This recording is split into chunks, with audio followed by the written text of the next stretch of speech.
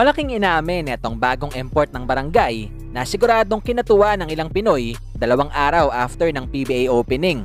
Yan na matapos mang i-like ang video na ito, mag-subscribe sa ating channel at pakidamay na rin ang ating opisyal Facebook page. Pero bago natin simulan, alam mo ba ngayon ay mas madali nang maglaro at manalo dito sa 1xBet?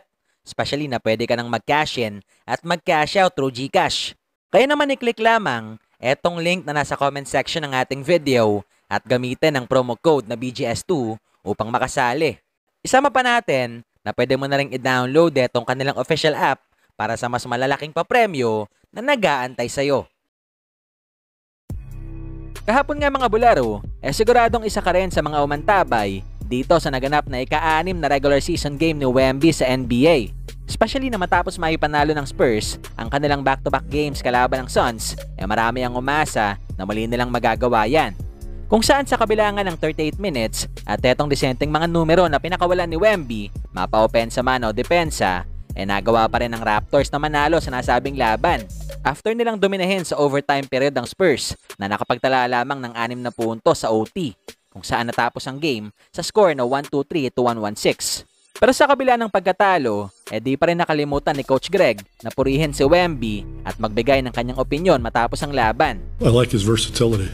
I don't know how else you say that. He's versatile, and I like that. Well, it's a young group playing in a very experienced group.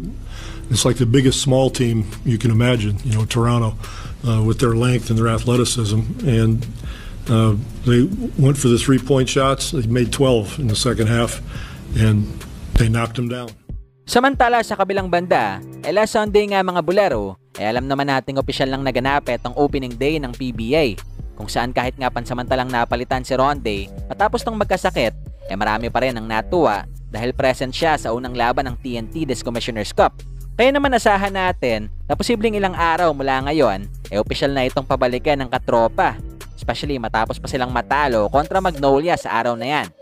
Pero maliban sa balitang yan, last week ay marami din ang talagang natuwa dito nga sa malaking inamin ng bagong import ng barangay patungkol kay Coach Tim sa isang panayam.